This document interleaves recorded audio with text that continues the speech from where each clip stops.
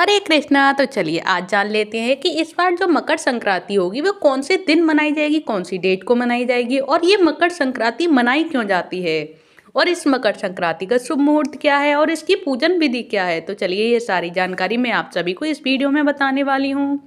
जो मकर संक्रांति से जुड़ी हुई कथा है वो भी मैं आप सभी को सुनाऊंगी। तो हिंदू धर्म में मकर संक्रांति का जो विशेष महत्व होता है और इस बार मकर संक्रांति 14 जनवरी 2025 को मनाई जाएगी।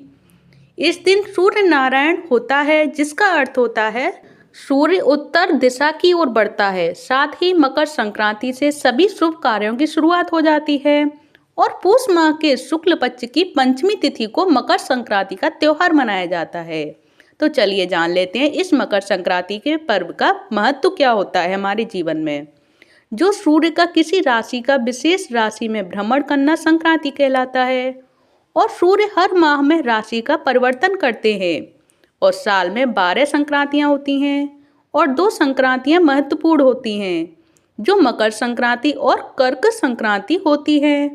जो सूर्य जब मकर राशि में जाता है तब मकर संक्रांति होती है और मकर संक्रांति से वातावरण में बदलाव शुरू हो जाता है क्योंकि इस संक्रांति से अग्नि तत्व की शुरुआत हो जाती है और इस समय सूर्य उत्तरायण होता है। इस दिन किए गए जाप और दान का फल अनंत गुना होता है। जो इस बार मकर संक्रांति 14 जनवरी 2025 को मनाई जाएगी।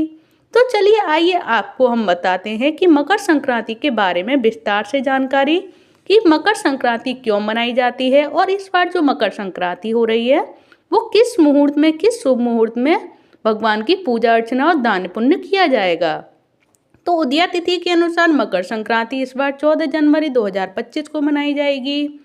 वहीं इस दिन सूर्य सुबह 8:41 पर मकर राशि में प्रवेश करेंगे और हिंदू पंचांग के अनुसार मकर संक्रांति पुण्यकाल का समय सुबह 9:03 से लेकर शाम 5:46 तक रहेगा और महापुण्य काल का समय सुबह 9:03 से लेकर सुबह 10:48 तक रहेगा। तो चलिए अब जान लेते हैं कि मकर संक्रांति पर दान करना क्यों शुभ माना जाता है और दान का क्या महत्व होता है। तो मकर संक्रांति के पर्व को कहीं कहीं उत्तरायण भी कहा जाता है। वहीं इस दिन गंगा स्नान, व्रत, कथा, दान और भगवान सूर्यदेव की उपासना करने का विशेष महत्व होता है।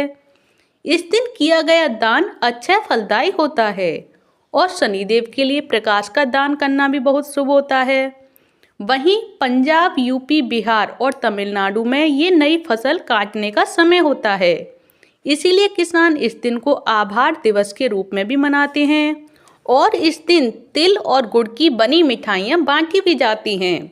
वहीं इसके अलावा मकर संक्रांति पर कहीं कहीं पतंग उड़ाने की भी परंपरा है। तो चलिए अब जान लेते हैं कि मकर संक्रांति क्यों मनाई जाती है और कब से मनाना शुरू हुआ मकर संक्रांति और इस मकर संक्रांति का महत्व क्या होता है। तो पौराणिक मान्यताओं के अनुसार मकर संक्रांति के दिन सूर्यदेव अपने पुत्र शनि के घर जाते हैं।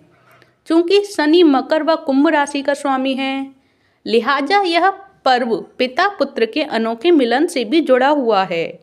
और एक अन्य कथा के अनुसार असुरों पर भगवान विष्णु की विजय के तौर पर भी मकर संक्रांति मनाई जाती है और बताया जाता है कि मकर संक्रांति के दिन ही भगवान विष्णु ने पृथ्वी लोक पर असुरों का संहार कर उनके सिरों को काटकर मंदराचल पर्वत पर गाड़ दिया था।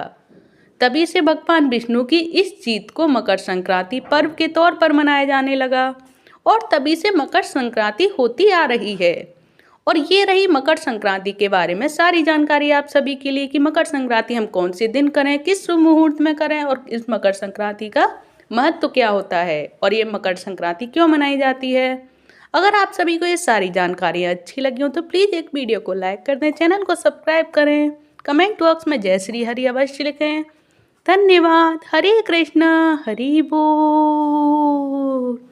हमेशा सुनिए, हमेशा जपिए।